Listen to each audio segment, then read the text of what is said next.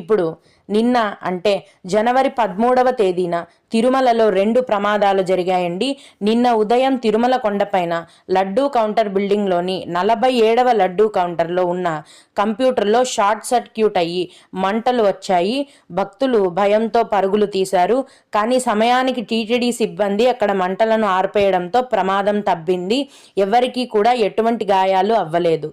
ఇదిలా ఉండగా జనవరి 13వ తేదీనే అంటే నిన్ననే తిరుమల 2వ ఘాట్ రోడ్లో భక్తులతో వెళ్తున్న ఆర్టీసీ బస్ అదుపు తప్పి ఘాట్ రోడ్లోని డివైడర్ని ఢీకొనింది.